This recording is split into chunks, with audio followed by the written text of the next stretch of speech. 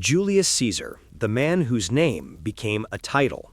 A life of legend. He was born in a Rome engulfed in political chaos and traveled the path from an obscure youth to a dictator in whose hands lay the fate of the great republic. He was feared, adored, betrayed, and deified. He lived as a strategist, acted as a reformer, and died as a symbol of changes that could not be stopped. In this video, we will tell you how Rome formed Caesar's character and what he rebelled against in his youth, why his kidnapping by pirates became his first step to glory, how he conquered Gaul, leaving behind not just ruins, but eternal memory, what price he paid for absolute power, and who held the dagger on the day of his death. And most importantly, why Caesar did not disappear into history, but became a part of it, from the temples of Rome to the Shakespearean stage. This is not just a biography. This is the story of a man who rewrote the destiny of his time and remained in the memory of humanity as the embodiment of strength, will, and tragic grandeur. When Gaius Julius Caesar came into the world, the Roman Republic was already experiencing one of the most alarming periods in its history. The grandeur of the city, which had extended its power far beyond Italy, coexisted with internal instability and growing tension between different layers of society. The Republic, once founded on principles of public participation and checks on power, increasingly resorted to violence. Political disputes were often settled not with words but with blood. It was in this environment, full of hidden threats and rapidly changing circumstances, that the man who would exploit the system's weakness and change it forever was born. The exact date of Caesar's birth remains a subject of debate. According to the most common version, he was born on July 12, 100 BC. He came from the Julii clan, an ancient patrician family that traced its lineage, according to Roman tradition, to Aeneas, the son of the goddess Venus. However, by the time of Caesar's birth, this clan had long lost its former political influence and did not occupy prominent positions in the state administration. The luster of his pedigree was combined with relative poverty and the need to reassert his significance in the eyes of his fellow citizens. The future dictator's father, Gaius Julius Caesar the Elder, held moderately important positions in the Roman hierarchy. He was a praetor and then governed the province of Asia as a pro-praetor. His career was respectable but not outstanding. He died when Caesar was about 15 years old, leaving his son neither a large inheritance nor significant political connections. Caesar's mother, Aurelia Atta, came from an influential and respected family, and according to contemporaries, was distinguished by her intelligence, firm character, and strict morals. Many later authors emphasized her important role in raising her son. It was under her supervision that he received his first education and internalized the basic principles he would follow in his mature years: self-discipline, patience, and a striving for personal superiority. Meanwhile, events were unfolding in Rome that spoke of a deep crisis in the political system. Recently, the Republic had survived the reforms of the Gracchi brothers, whose attempts to redistribute land and help the poorest layers of society ended in their violent deaths. The year of Caesar's birth was also fatal for another reformer, Lucius Appuleius Saturninus, a tribune of the plebes who tried to pass radical laws regarding land distribution for veterans and limitations on the Senate's power through the plebeian assemblies. His actions caused open conflict with the optimates, representatives of the aristocratic elite. The clashes ended in an armed skirmish right in the center of Rome. Lucius was killed and his supporters slaughtered. These events clearly showed that the Republic had lost its former mechanism for the peaceful reconciliation of interests and was increasingly sliding toward violence. The atmosphere in the city was unstable, due to constant conflicts between the populares, supporters of reform and the people's will, and the optimates, defenders of the traditional order. Discontent grew among both the aristocracy and the common population. Riots raged on the streets of Rome. Political processes were accompanied by intimidation. And in the Senate and at public assemblies, One heard threats more often than arguments. For the young Caesar, this was the reality in which he was formed, not a theoretical struggle of ideas, but the concrete experience of a society living in the shadow of violence and treason. Caesar's childhood was spent in the capital, and from an early age he observed the life of the city in all its contradictions. He saw processions of triumphant generals returning from military campaigns past his house. He heard shouts from the forums where people's fates were decided, and sometimes witnessed street reprisals. It was a time when even children knew the names of political leaders, and the future seemed uncertain. Within the walls of his home, he studied grammar, oratory, and Greek, receiving an education befitting the son of a Roman aristocrat. However, neither his origin nor his upbringing could guarantee success. To achieve anything, one had to go through a brutal struggle. Caesar's family, although belonging to the patrician class, did not possess significant wealth. This meant the young man could not count on a carefree life or the support of powerful relatives. Everything he achieved had to be won through personal effort. This fact, perhaps, gave him a special determination from the very beginning. He grew up realizing that he must act, take initiative, and achieve recognition, or risk remaining forever in the shadow of those who had more means and connections. One of Caesar's first characteristic acts was his resistance to the will of the dictator Lucius Cornelius Sulla. Sulla, who had seized power in Rome and declared himself dictator, demanded that young Caesar divorce Cornelia, the daughter of the powerful Lucius Cinna, Sulla's enemy. Caesar refused. This decision cost him all inherited privileges and almost cost him his life. Sulla included him in the proscription lists, but spared him at the request of influential intermediaries. This early episode made many speak of young Julius as a man capable of not bending under pressure and choosing the path of risk for the sake of principles. But all these were merely echoes of the future. For now, Gaius Julius Caesar was a boy growing up in a city where political struggle was waged on the streets, where wealth did not always mean safety, and fame could be as destructive as obscurity. He was formed in a society that simultaneously admired the greatness of the past and feared the approaching instability. It was this Rome that became the first teacher of the man destined to leave not just a trace in its history, but to mark the boundary of epochs. Caesar's youth fell on a turbulent and anxious time when the Roman Republic, burdened by its conquests and internal contradictions, began to crumble under the weight of ambitions, debts, and bloody compromises. He grew up in a city where even children's games often mimicked gladiator fights, where power changed hands more often than laws, and where the path to success was increasingly paved not by virtues, but by the correct arrangement of alliances and debts. But already in his youth, Caesar was distinguished by an ability to pursue a goal, sensing precisely when to yield and when to stand his ground. When Caesar was 15, his father died. From that moment, he found himself in the position of a young heir to a noble but not wealthy family, without a hopeless patron or strong connections in the Senate. At this time, he was already married to Cornelia, the daughter of Lucius Cornelius Cinna, one of the leaders of the Populares and an associate of Gaius Marius. This union was not just personal, but a political step, definitively marking young Caesar's orientation toward the camp of the People's Party in opposition to the Optimates and the dictator Sulla, who had returned to power after winning the civil war. After fleeing Rome to escape Sulla, Caesar went to serve in the army, where he soon distinguished himself in combat operations in the east. He participated in the siege of Mytilene, a rebellious city on the island of Lesbos that had risen against Rome.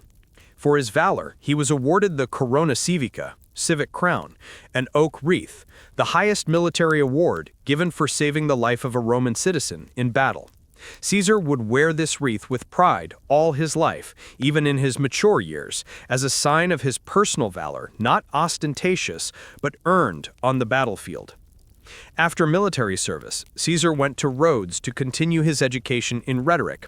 However, on the way, his ship was intercepted by Cilician pirates, the scourge of the eastern Mediterranean. They took him prisoner and demanded 20 talents of silver. Caesar, according to legend, laughed and insisted they raise the ransom to 50, stating that he was worth more. The pirates, impressed by his confidence and manners, agreed. For almost 40 days, Caesar remained in captivity. He not only did not fear his kidnappers, but treated them almost like subordinates. He read them his poems, practiced oratory, and smilingly declared that after his release he would find them and execute them. Those who heard this took it as a joke, but he was not joking. Upon being freed and receiving funds, he immediately gathered a small force, returned, captured the pirates, and handed them over to the local authorities.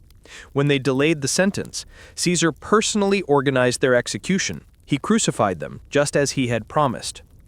This episode was not only an early display of determination, but a lesson Caesar taught everyone who treated him condescendingly. Returning to Rome, he began his political career. He became a military tribune and then a quaestor, a position related to financial administration. In this capacity, he was sent to further Spain, where he first encountered the scale of provincial wealth and misery. It was here that one of the most personal turning points in his life occurred. Visiting the Temple of Hercules in Gades, he saw a statue of Alexander the Great and, according to legend, burst into tears. When asked the reason for his tears, he replied that at his age, Alexander had already conquered half the world, while he himself had not yet achieved anything great.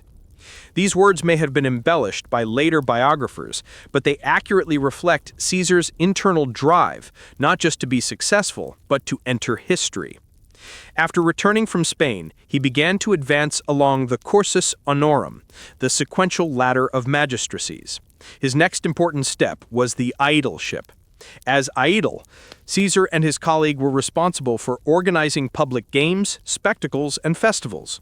Despite a lack of personal funds, he organized grandiose games, including gladiator fights, theatrical performances, and distributions of bread, all on money borrowed from usurers.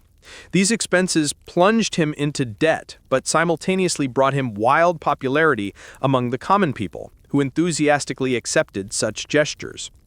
Then he was elected pontiff, and later achieved the title of Pontifex Maximus, the high priest of Rome. This was not just a religious position, but a powerful political post that gave him a house in the very center of the city, constant attention, and protection from prosecution. His election was accompanied by scandal. Many believed he won through bribes and promises. But Caesar understood perfectly the price of victory and its consequences. He sacrificed the means of the present for future influence. In 62 BC, he became a praetor, one of the most important magistracies related to judicial power. Then he was sent as propraetor to Hither Spain, where, in addition to administrative affairs, he successfully led military campaigns against local tribes. The capture of rich booty allowed him to pay off part of his debts, and his victories strengthened his authority. Returning to Rome, he was no longer just a politician, but a man whose name evoked respect, fear, and interest. Simultaneously, he applied for the consulship, the highest office in the Roman Republic. To ensure victory, he entered into an alliance with two powerful men of his time, Marcus Licinius Crassus, the richest man in Rome, and Gnaeus Pompey, the great and celebrated general. This secret alliance, later known as the First Triumvirate, became the foundation of a new stage in Caesar's life. When in 58 BC Caesar received the governorship of Cisalpine and Transalpine Gaul, as well as Illyricum, he found himself not just at the helm of border provinces. He inherited a space full of conflicts, instability, and opportunities. Gaul, lying north of Roman possessions, was a mosaic of tribes, alliances, and feuding clans, among which Rome sought to assert its influence. For Caesar, this was not merely a political appointment. It was a chance to declare himself not only as a popular politician, but as an outstanding general, capable of carrying Roman power beyond known borders. The pretext for the war was the mass exodus of the Helvetii, a powerful Celtic tribe living in the territory of present-day Switzerland. About 400,000 people, including women and children, moved west, hoping to find new lands. Their path lay through the territories of tribes allied to Rome. Caesar prevented the migration, rapidly gathering an army and meeting the Helvetii at Bibracte. In a heavy, grueling battle, he defeated them. The survivors were forced to return to their lands, not so much out of pity, but as part of a calculated strategy to maintain the previous balance of power and prevent the formation of a new, uncontrollable state on Rome's borders. Having strengthened his position in southern Gaul, Caesar turned his attention to the Germans led by Ariovistus, who had already managed to interfere in the affairs of Gallic tribes. He caused alarm by increasing his influence and bringing significant forces across the Rhine. Caesar did not wait for the situation to spiral out of control. After failed negotiations, he defeated Ariovistus in the Battle of the Vosges. The victory over the Germans secured Caesar the status of protector of the Gallic tribes, albeit at the cost of their submission to Rome. Over the following years, Caesar consistently expanded his influence, moving north and west. He suppressed the resistance of the Belgae in northern Gaul, defeating their coalition in a series of battles, crushed the revolt of the Veneti on the Atlantic coast, using a naval fleet built specifically for this campaign, and accepted the capitulation of maritime tribes. Each new campaign was accompanied by the construction of roads, fortifications, and constant diplomatic games. Caesar concluded alliances, rewarded loyal tribes, and ruthlessly punished those who broke treaties. In the winter of 55 BC, he took a truly symbolic step. He built a bridge across the Rhine and crossed it with his army, to show that even German lands were not unreachable. The campaign itself was brief and did not aim to settle beyond the river, but it had a powerful psychological effect. Caesar showed that he was capable of acting where others did not dare to tread. After a few days of presence, he destroyed the bridge and returned to the Roman side. In the same year, he conducted the first landing in Britain, a land Romans previously knew only from the stories of merchants and geographers. The campaign was difficult: storms, lack of provisions, resistance from local tribes. However, Caesar managed to land, establish contacts, and even achieve formal recognition of Roman patronage from a number of chieftains. A year later, he returned with more powerful forces, conducted a second expedition, and achieved stronger agreements, laying the foundation for Rome's future influence on the island, although the conquest of Britain did not take place then. The most serious test in Gaul was the uprising led by Vercingetorix, a young and charismatic chieftain of the Arverni. He managed to unite many Gallic tribes that had previously been at enmity with each other and rose under the slogan of liberation from Roman power. This was no longer just a rebellion, but a serious political threat. For the first time in the entire campaign, Caesar faced organized resistance based on the idea of unity and a common goal. When Vercingetorix began his offensive, Caesar found himself in a difficult position. Part of his troops were in other regions, and winter conditions made movement difficult. Then he undertook an incredible march through the snow-covered mountains, appearing where no one expected him. This allowed him to disrupt the coordination of the rebels and regain the strategic initiative. Soon followed the culmination of the entire campaign, the siege of Alesia. Alesia, located on a high hill and surrounded by natural barriers, was one of the most fortified points in Gaul. Inside was Vercingetorix with tens of thousands of warriors. Outside, an army of allies was gathering, rushing to the rescue. Caesar gave the order to build a double belt of fortifications, an inner one to besiege the fortress and an outer one to repel the arriving army. Construction was carried out in tight deadlines under conditions of constant sorties and rain. By the time the enemy reinforcements arrived, the ring of fortifications was ready. During the decisive assault, Caesar managed to hold both fronts, the onslaught from the outside and the resistance from within. At the end of the battle, when it seemed the Romans would not hold, he personally led the reserve units, throwing them into the hottest spot. The victory at Alesia was a turning point. The Gauls lost heart, and Vercingetorix capitulated. According to legend, he rode out to Caesar in battle armor and silently threw his weapons at his feet. He was spared. He was sent to Rome, where he spent years in prison and was executed only after Caesar's triumph. After Alesia, the war did not end instantly. For several more years, Caesar suppressed pockets of resistance, cleared roads, revised the administrative structure, ensured the flow of taxes, and completed the construction of cities. However, by 50 BC, Gaul was finally subdued. From the shores of the Atlantic to the Rhine, from the Pyrenees to the Ardennes, the entire territory was under Roman control. Caesar spent 8 years in Gaul.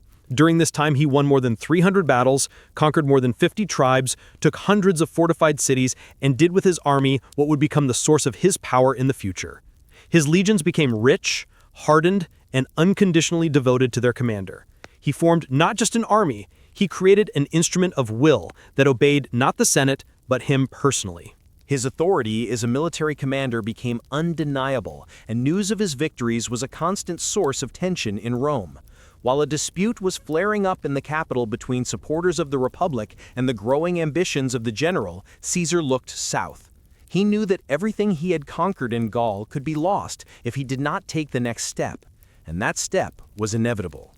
When Julius Caesar finished his consulship and went to govern Gaul, his position in the Roman Republic was already far from ordinary. He commanded the support of the people, influence in military circles, and the reputation of a skillful politician. Even before receiving the powers of governor, he took a strategic step that radically changed the alignment of forces in Rome. He united with the two most influential men of his time, Gnaeus Pompey the Great and Marcus Licinius Crassus. Thus was born the secret alliance, later called the First Triumvirate, which without legal formalization effectively controlled the entire republic. At first glance, the alliance was paradoxical. Pompey, the celebrated general, conqueror of Mithridates and pacifier of pirates, returned to Rome with laurels, an army and authority, but faced the distrust of the Senate, which refused to ratify his administrative decisions and did not want to distribute land to his veterans. Crassus, a man of untold wealth who controlled most of Rome's trade and financial flows, dreamed of greater influence but aroused suspicion among the old aristocracy. Caesar, meanwhile, sought the consulship and a profitable provincial appointment, but understood that without allies in the form of two powerful figures, he would not overcome the resistance of the Optimates. Caesar, possessing exceptional political intuition, became the connecting link between the two rivals. He offered them mutual support in exchange for assistance in realizing his own plans. Pompey received legitimization for his eastern reforms and land for veterans. Crassus received economic concessions for financial companies in which he had a stake. Caesar secured for himself the governorship of Cisalpine and Transalpine Gaul, as well as Illyricum for a term of 5 years, which was unprecedented. All these decisions were pushed through the popular assemblies because the Senate tried to block the initiatives. One of the main opponents of the triumvirate was Marcus Porcius Cato, an irreconcilable defender of republican tradition. His long speeches, demarcations, and open contempt for Caesar did not stop the reforms, but marked the future line of conflict. Initially, the alliance seemed solid. In 56 BC, the three met in the city of Lucca, where they extended their agreements. Pompey and Crassus were to be elected consuls for the next year, to then receive profitable provinces, Spain for Pompey via legates, and Syria for Crassus. Caesar, in turn, had his governorship in Gaul extended for another 5 years. The Treaty of Lucca was informal, but became a milestone. From that moment, it was the triumvirs, not the Senate, who definitively determined the fate of the Republic. However, unity proved short-lived. Crassus went on a campaign against the Parthian Empire, a wealthy power in the east. Seeking personal glory, he crossed the Euphrates without sufficient reconnaissance or support. In the Battle of Carrhae, his army was surrounded and practically destroyed. Crassus himself died, according to some sources, in battle, according to others during an attempt at negotiation. His death was a heavy blow to the balance in the triumvirate. It was he who restrained the possible clash between Caesar and Pompey, acting as a mediator. Without him, the political triangle turned into a straight line, at the ends of which stood two men with equal ambitions but increasingly different views. Another blow to the alliance was the death of Julia. She lost her child during childbirth and died soon after. Pompey was genuinely shaken, and in the opinion of contemporaries, her death destroyed the last personal bond between two men once connected not only by politics, but by family. After this, Pompey grew increasingly distant from Caesar, and tension began to intensify rapidly in Rome. Riots, skirmishes flaring up on the streets between supporters of different politicians, murders, uprisings, all this increased the need for a strong hand. The Senate began to look at Pompey as a possible defender of order. He received special powers to stabilize the situation in the capital, not resorting to dictatorship, but acting as a consul without a colleague. From this moment, Pompey began to draw closer to the conservative part of the Senate, to those he had recently despised. His transformation from a participant in a secret alliance into an official defender of order was gradual, but in Caesar's eyes, unambiguous. Meanwhile, Caesar remained in Gaul. He won campaigns, sent reports to Rome, maintained contacts with loyal tribunes, but saw that the balance had begun to shift. Laws forbade him from seeking a second consulship while absent from the city. However, if he entered Rome without special permission as a private citizen, he would lose legal immunity and become vulnerable to political prosecution. His enemies in the Senate insisted that he return specifically as a private citizen, without legions and command. This meant political capitulation. In this atmosphere, distrust intensified with every week. Caesar's legions were loyal to him and hardened in battle, but his influence in Rome weakened without his personal presence. Pompey received new powers, including the right to recruit troops in Italy. He increasingly agreed to the demands of senators hostile to Caesar, thereby becoming their ally, perhaps against his own will. But in politics, intentions are often lost in actions. Thus, the alliance that once gave Rome years of relative equilibrium began to burst at the seams. Caesar saw former partners turn into potential enemies, and the city he dreamed of returning to in triumph increasingly closed its doors to him. The order to lay down arms and enter without an army sounded like an invitation to a slaughter. He had not yet crossed the border, he had not yet crossed the Rubicon, but the ground was already trembling. By the beginning of 49 BC, the political confrontation between Julius Caesar and the Roman Senate entered an open phase. Victories in Gaul brought Caesar not only fame, wealth, and experience, but also dangerous independence. His army became a force he controlled personally, not on behalf of the state. His name evoked delight from the people, but alarm from the majority of senators. For several years, he tried to maintain a connection with Rome through letters, offers of compromise, and support for loyal tribunes. However, in the capital itself, the conviction grew: Caesar represents a threat to the Republic. According to the laws in force in Rome, a general returning from a province had to disband his troops and enter the city as a private citizen. Only after this did he have the right to run for public office.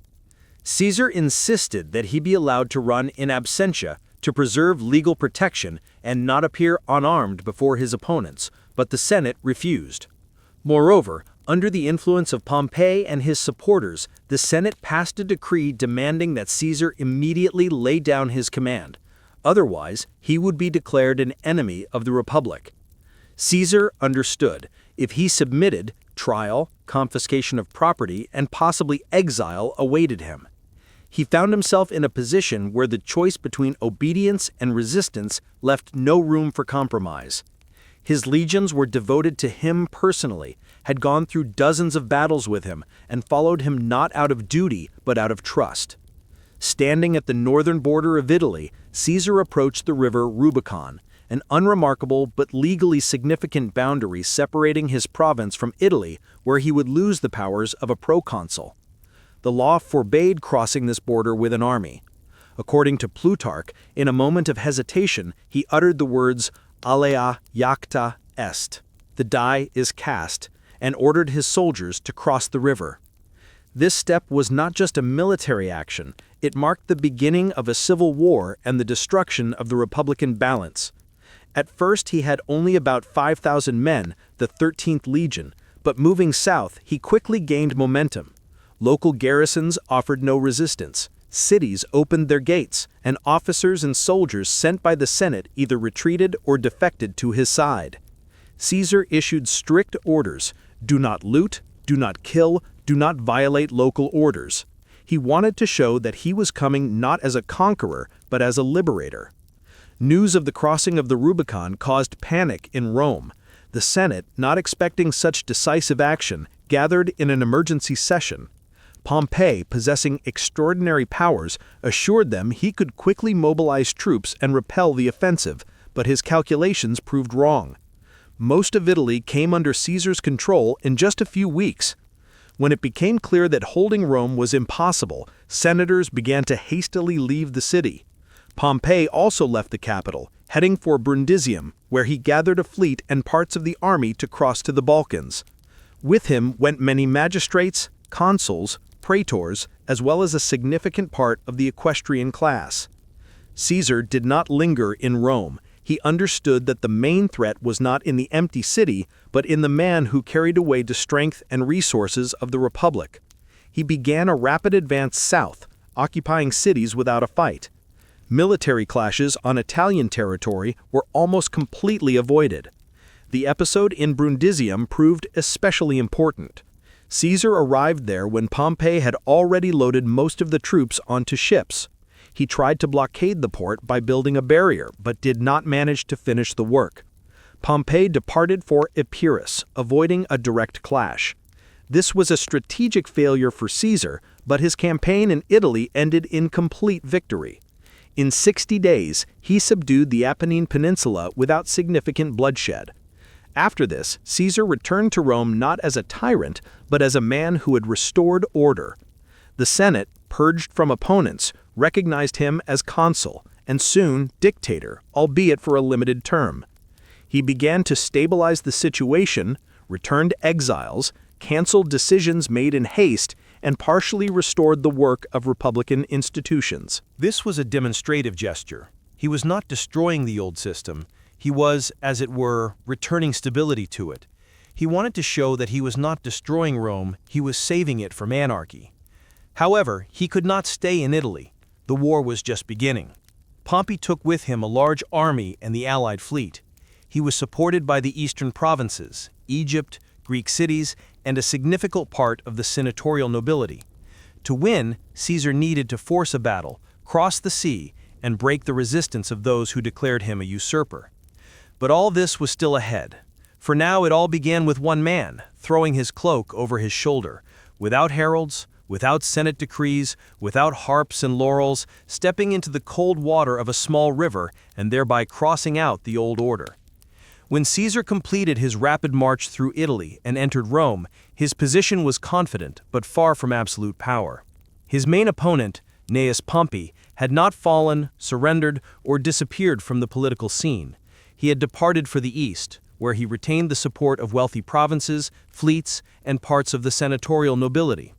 Consuls, magistrates, large landowners, and a considerable part of the Roman elite followed him.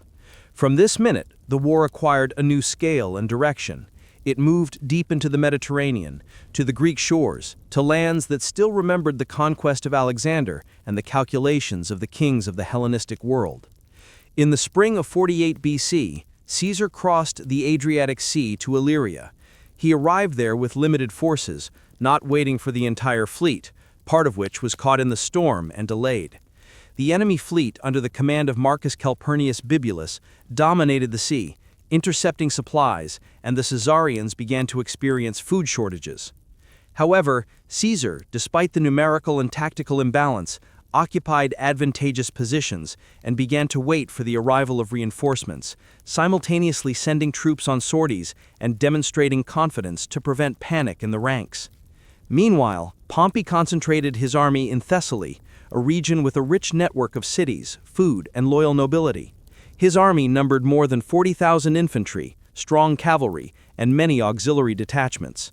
Against this, Caesar could oppose only about 20,000 legionaries and very modest cavalry forces.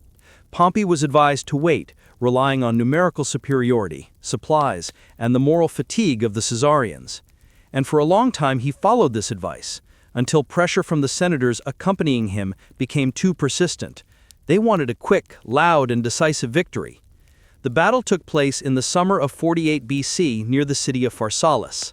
Pompey deployed his army with an emphasis on a cavalry strike against Caesar's right flank, hoping to collapse the formation and then attack from the rear. Caesar foresaw this maneuver. He secretly formed a fourth line of select infantrymen, positioning them at an angle to the main line. When Pompey's cavalry began the flanking movement, these fighters met them with spears and short swords, striking at close range, depriving the enemy of maneuverability. Pompey's cavalry faltered and retreated, and Caesar's right flank held.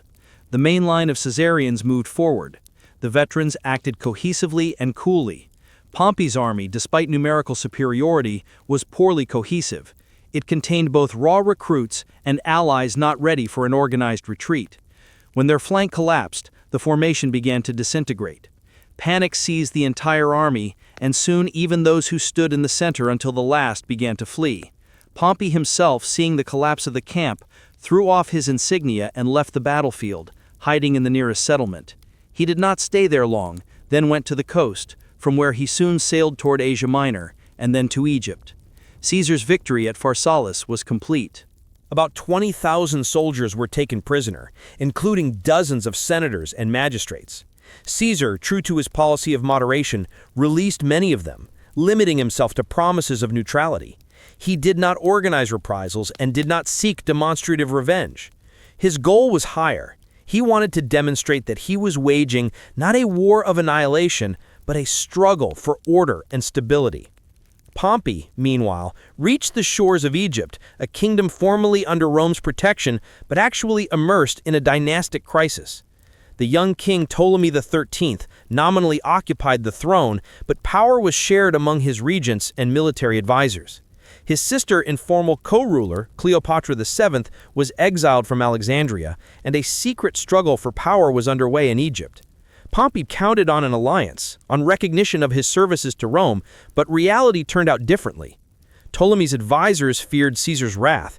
They understood that by accepting Pompey, they risked incurring his revenge, but by killing him, they might secure his gratitude.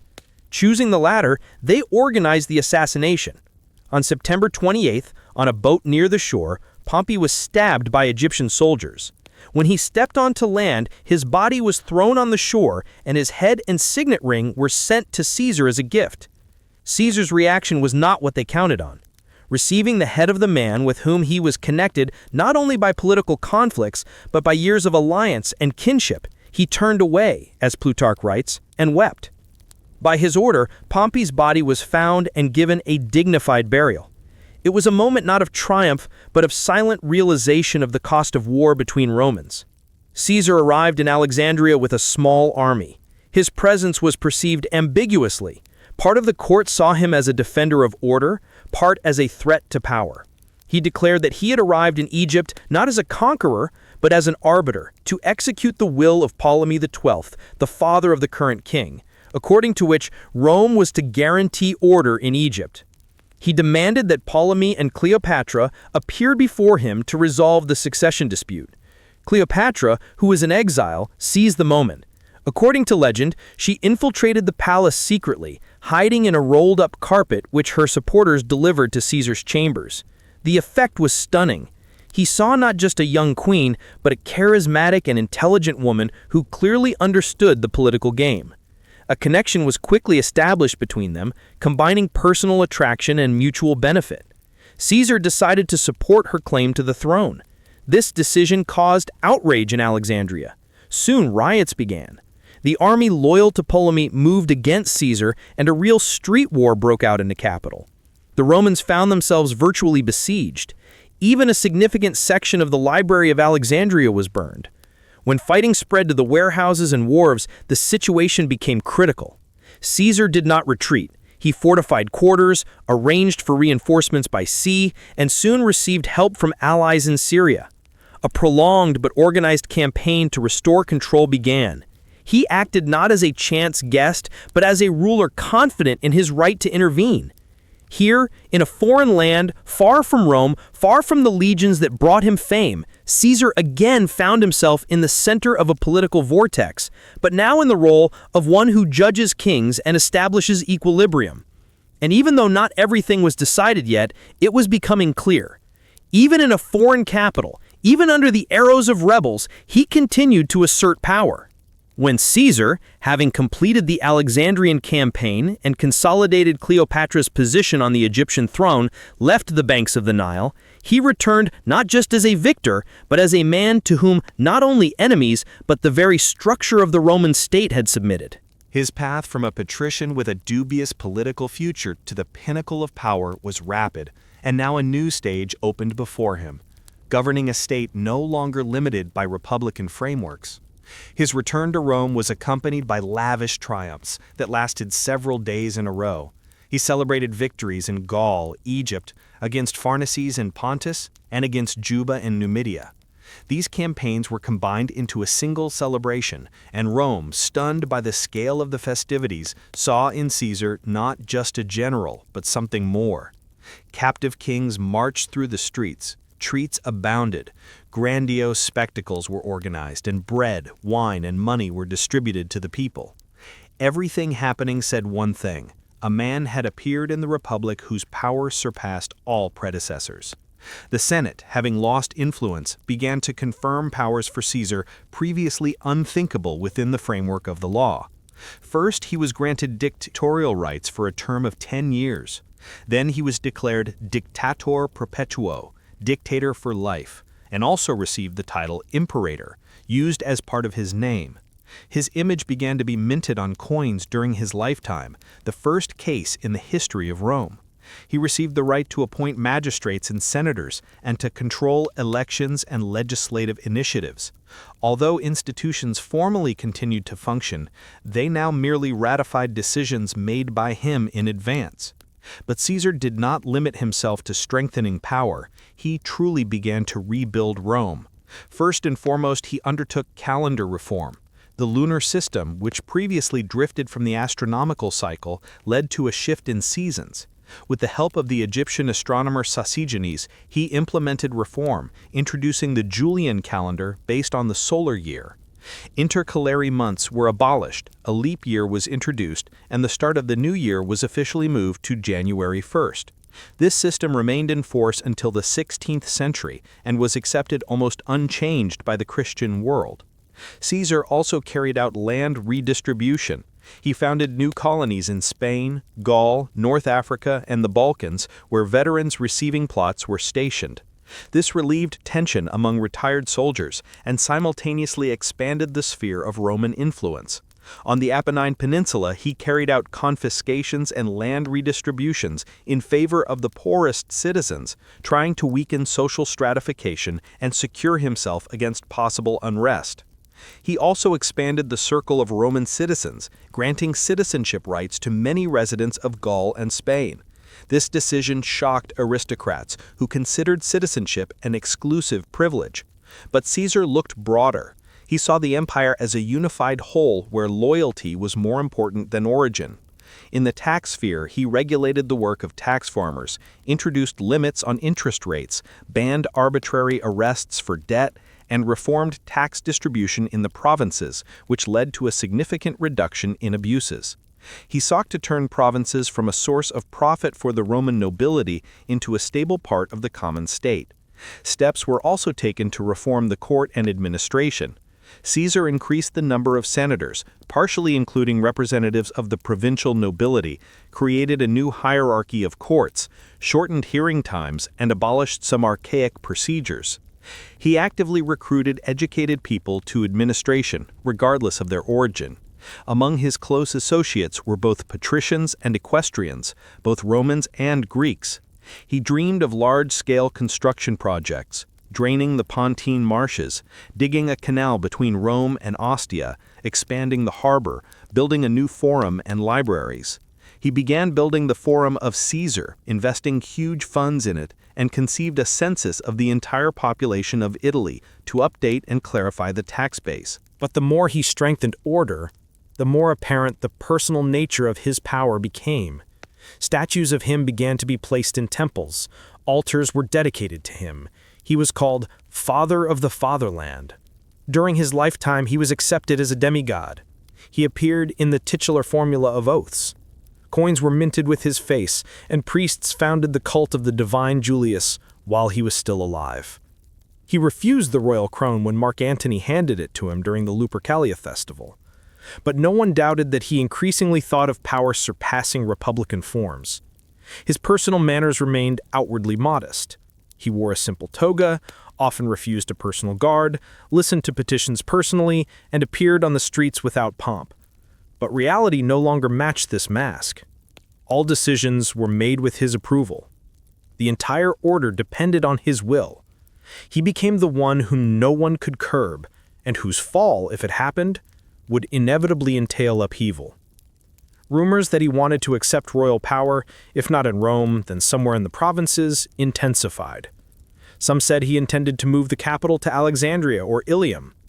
Others said he would go on a campaign against the Parthians and accept an eastern title there. His plans for military expansion continued to frighten even those who had recently supported his reforms. The Senate felt powerless, and the people increasingly alienated from politics. By the beginning of 44 BC, silence reigned in Rome, but it was the silence of a taut string. There were no repressions, no denunciations, but there was no freedom either. Everything depended on one man. And when everything depends on one man, there will always be those who want that man gone. By March of 44 BC, Julius Caesar was not just the first man in the Roman Republic, he had become its unofficial master. He held legislative, judicial, and executive power, decided the fates of provinces, distributed positions, generously rewarded the faithful, and unhesitatingly removed those who hindered him from influence. Nevertheless, behind the external brilliance and obedience, brewing discontent was noticeable, especially among those who considered themselves heirs to the old republican tradition. They saw in Caesar's actions not care for the state, but the systematic destruction of the balance on which the republic rested. Most of all, they were worried not by the calendar reform or land distribution, but by the fact that Caesar had essentially concentrated royal power in his hands, albeit without the royal title. Caesar himself gave cause for fear. At the Lupercalia festival, he appeared before the crowd sitting on a gilded chair in a purple toga, symbols of power traditionally associated with kings. Then Mark Antony, his associate and consul, offered him a diadem 3 times. Caesar refused 3 times, at least demonstratively. The people, according to Plutarch, reacted with mixed feelings. Some applauded, some were silent. But the gesture itself spawned rumors. In these conditions, a group of malcontents began to form in the Senate. The central figure was Gaius Cassius Longinus, a former legate of Pompey, who keenly felt personal humiliation at Caesar's rise. However, the fateful addition was Marcus Junius Brutus, a philosopher and idealist, descended from the very Lucius Junius Brutus, who, according to legend, had expelled the last Roman king. Brutus's participation became a symbolic act. The conspirators sought to show that they were acting not for revenge or power, but in the name of liberty and the salvation of the Republic. The conspiracy formed gradually. About 60 senators joined it. The place and time of the murder were not chosen by chance. The Senate meeting scheduled for the Ides of March, March 15th, was to be held in the theater of Pompey, specifically the Curia of Pompey, a temporary meeting place since the regular Curia in the Roman Forum was under reconstruction. It was located on the Campus Martius and was not guarded as heavily as Caesar's palace. On the day of the murder, according to legend, fate sent warnings repeatedly. Calpurnia, Caesar's wife, was anxious after a grim dream in which she saw herself holding his bloodied body. Caesar hesitated and had almost decided to stay home, but the conspirator, Decimus Brutus, acting under the mask of a loyal friend, persuaded him not to disappoint the Senate with his absence, saying that rumors of a royal crown were already heating the atmosphere enough, and refusing to attend would only increase suspicion. On the way to the Curia, people tried to pass several notes to Caesar. In one of them, as the historian Suetonius reported, was a direct warning of danger, but the dictator did not have time to read it. They were already waiting for him in the Senate building. The plan was simple. One conspirator was to distract him, another to give the signal for the attack. When Caesar took his seat, Lucius Tullius Cimber approached him with a request to pardon his brother. When Caesar tried to wave him off, Cimber grabbed him by the shoulder, which was the sign to act. Publius Servilius Casca struck the first blow, not fatal, rather restrictive. Caesar jumped up, but blow after blow rained down on him from all sides. He tried to resist, but seeing Brutus among the attackers, as Plutarch relays, he exclaimed, "And you, child?" After that, he did not resist, but merely covered his face with his toga. Caesar received, by various counts, 23 wounds, of which only one, in the chest, was fatal. His body collapsed at the foot of Pompey's statue, covering the base of the monument to his former rival with himself. Thus ended the life of the man who conquered Gaul, changed the Roman calendar, crushed Pompey, and subordinated the Senate. The conspirators, stained with blood, went out into the street. Some of them held daggers aloft, announcing freedom. They were sure the people would greet them as liberators. But the streets of Rome answered them not with joy, but with a deathly silence. Most people, the poor, the soldiers, and even the nobility, were not ready for the country to return to chaos. They feared not tyranny, but war. Caesar's body was left where it lay. Only later was it carried away, washed, and covered with clothes. And over the Senate, where just yesterday speeches and laws sounded, now hung the question, whom do they fear more, the dictator or those who killed the dictator? When Julius Caesar's body was finally carried out of the Curia of Pompey, where it had lain for several hours in a pool of blood, none of the conspirators yet knew that their resolve to kill the dictator would not put an end to his power, but would merely open the way for a new era in which Caesar's name would become a symbol of strength, legitimacy, and political genius for centuries to come. His death, intended as a restoration of republican balance, turned into the beginning of the end of the republic itself. The funeral ceremony, organized by Mark Antony, became the turning point. A funeral platform was set up in the Roman Forum, decorated with purple cloth, laurel wreaths, banners, and trophies symbolizing Caesar's military victories. Antony delivered a speech in which he not only mourned his patron, but openly condemned the murderers. He read aloud Caesar's will, according to which every resident of Rome received a monetary reward and the city received extensive gardens. The crowd, overcome with emotion, rushed to the funeral pyre, and according to legend, a craftsman threw a torch into it, igniting the flame of popular anger.